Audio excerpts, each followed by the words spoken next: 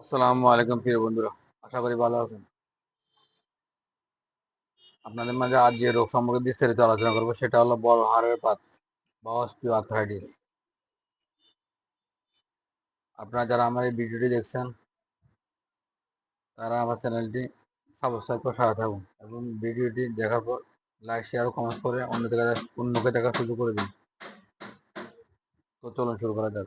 বড় হাড়ের পাত বা অস্টিওআর্থ্রাইটিস এর রোগ এর রোগে হাড়ের জোড়ার তরুণাস্থি, বিশেষ করে তরুণাস্থি, আমাদের জয়েন্টের তরুণাস্থিগুলো ক্ষতিগ্রস্ত হয়ে থাকে এবং আক্রান্ত অঙ্গের আশেপাশের স্থানের স্বাভাবিক আকৃতি পরিবর্তন হয়ে থাকে। এ রোগের সঠিক কারণ জানা না গেলেও মোটামুটিভাবে ধারণা করা হয় রক্তনালীর কাঠিন্যের প্রভাবে। স্থানীয়ভাবে রক্তনালীর অভ্যন্তরে রক্ত প্রবাহ বিঘ্নিত হওয়া বিশেষ ভূমিকা পালন করে। রক্ত প্রবাহ কম হওয়ার কারণে আর্টিকুলার কার্টিলেজ ডিজেনারেশন দেখা দেয় এবং ফলে কোয়ান্টিটেশনের মাত্রা কমে যায়। কোয়ান্টিটেশনের মাত্রা কমে যায় এবং স্থিতিস্থাপকতা হারিয়ে ফেলে। তখন হাড়ের ওজন বহন ক্ষমতা হারিয়ে ফেলে। শরীরের যে সমস্ত হাড় বেশি ওজন ধরে রাখতে সক্ষম সাধারণত মোটামুটি আক্রান্ত তারা হয়ে থাকে, যেমন মেরুদণ্ড, কোমর, হাঁটু ও কাঁধের হাড় ইত্যাদি। দীর্ঘদিনে এ রোগে বৃদ্ধির ফলে হাড় অচল হয়ে ফেলে এবং 30 ও 40 বছর ঊর্ধ্ব পুরুষ মহিলারা এ রোগে বেশি আক্রান্ত হয়ে থাকে, বিশেষ করে যাদের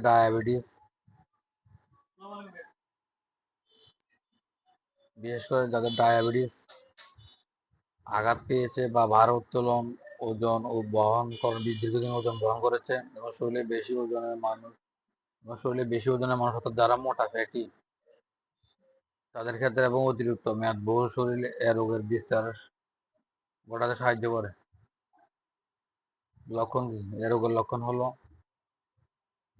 বিশেষ করে মেরুদণ্ড, কোমর ও হাঁটু জোড়া আক্রান্ত হয়, আক্রান্ত অংশে জোড়া ব্যথা হয়, আক্রান্ত জোড়া চলাফেরা ও নড়াচড়া করলে ব্যথা ধীরে ধীরে বেড়ে যায়, আবার বিশ্রাম নিলে ব্যথা কিছুটা কমে থাকে।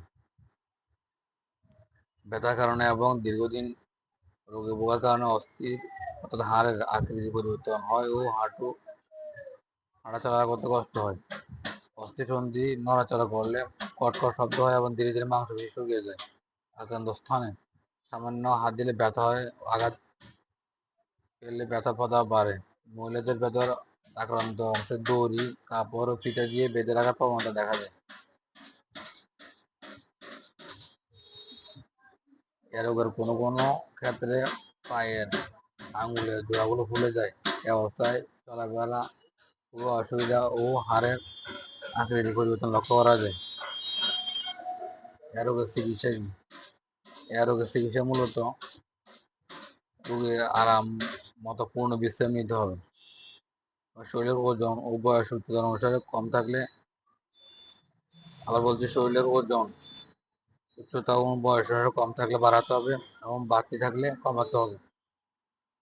ফিজিওথেরাপি, আল্ট্রাসাউন্ড, পেলভিক এক্সট্রাকশন ও ব্যায়াম ও শর্ট ওয়েভ ডায়াথার্মিতে যথেষ্ট উপকার হয়। ব্যথার সময় ব্যায়াম নিষেধ, ব্যথা ব্যথি রেখে ব্যায়াম করতে হবে। তো ব্যায়াম করলে নার্ভগুলো সচল থাকে, তখন ব্যথাগুলো কমে এবং ব্যথা আসার সম্ভাবনা কম থাকে, তাই ব্যায়াম করতে হবে। ব্যথা কমলে ব্যায়ামের ব্যবস্থা নিতে হবে, ব্যথা থাকাকালীন ব্যায়াম না করা উত্তম। ব্যথা তীব্রতা কমানোর জন্য ডাইক্লোরোনাস সোডিয়াম জাতীয় ওষুধ দিতে পারি আমরা রোগীকে। সেক্ষেত্রে ইঞ্জেকশন আকারে পাওয়া যায় ভলটালিন ইঞ্জেকশন, এফ্রাইন ইঞ্জেকশন বা ক্লোভোনাক ইঞ্জেকশন। সেক্ষেত্রে একটি অ্যাম্পুল সকাল ও রাতে গভীর মাংসপেশিতে 2-3 দিন করতে হয়।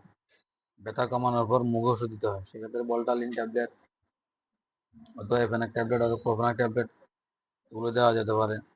1 বড়ি দৈনিক একবার 7 থেকে 10 দিন সেবন, অথবা এর পরিবর্তে ন্যাপ্রোক্সেন জাতীয় ট্যাবলেট দেওয়া যেতে পারে। সেক্ষেত্রে ন্যাপ্রোক্সেন এই জাতীয় ট্যাবলেট 1 বড়ি রোগের তীব্রতা এটিগুলো বাজারে 250 mg ও 500 mg পাওয়া যায়। রোগের ও বয়স অনুসারে তীব্রতা অনুসারে দিতে হবে। সেক্ষেত্রে 1 বড়ি দৈনিক 3-4 বার দেওয়া যেতে পারে।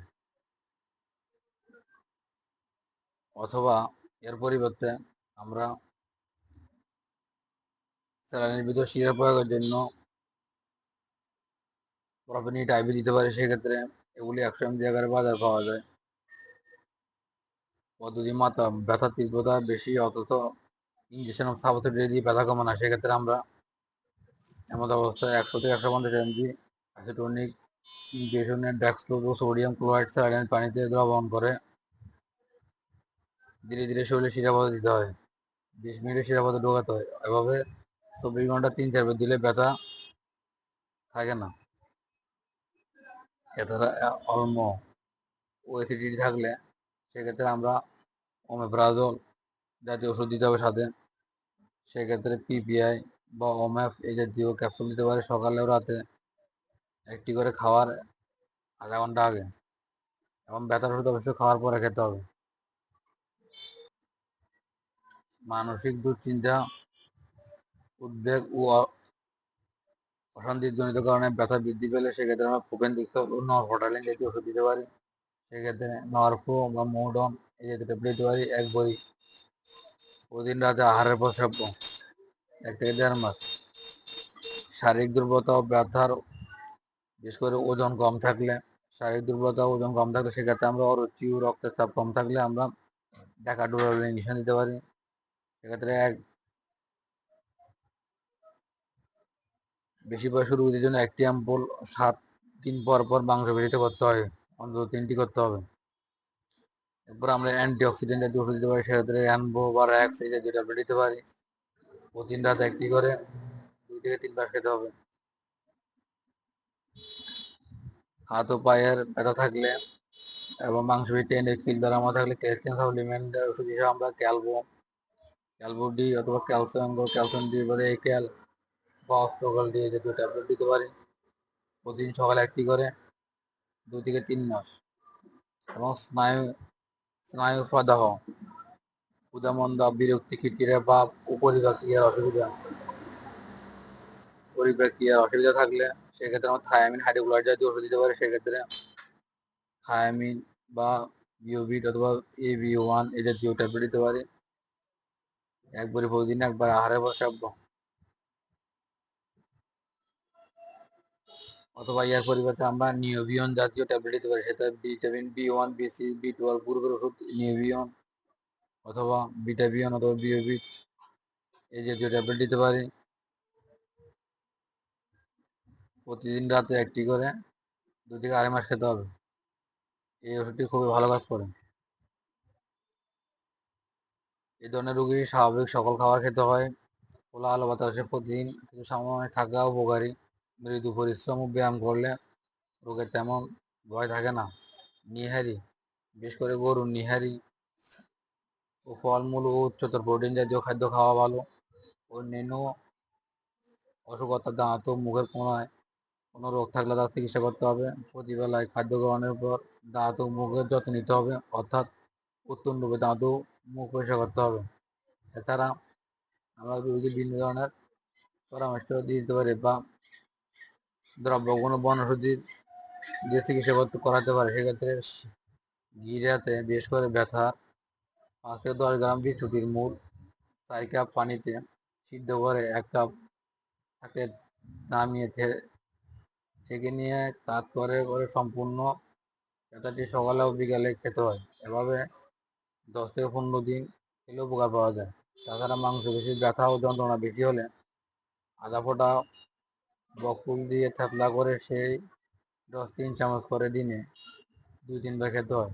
গিরা ফুলে গেলে হাতিগুড়া পাতা বেটে এবং গরম করে ফুলা স্থানে মালিশ করলে ব্যথা ও ফুলা দুটোই কমে যায়। 2-3 চামচ উচ্ছে অর্থাৎ পটল পাতার রস একটু গরম করে অল্প পানিতে মিশিয়ে দুবেলা 5-7 দিন খেলে উপকার পাওয়া যায়। তারপর জবকে, বিশেষ গম আছে না, জবকে ফুটে ভিজিয়ে রেখে তারপর শিলপাটা পিষে অল্প গরম করে ব্যথার স্থানে লাগালে উপকার পাওয়া যায়। আজ এ পর্যন্ত। হ্যালো ভিউয়ার্স, ভিডিওটি ভালো লাগলে লাইক, শেয়ার ও কমেন্টস করবেন এবং বিশেষ করে আমার এই চ্যানেলটি ফলো দিয়ে সাথে থাকবেন। এতক্ষণ ভিডিও দেখার জন্য অসংখ্য ধন্যবাদ। আসসালামু আলাইকুম।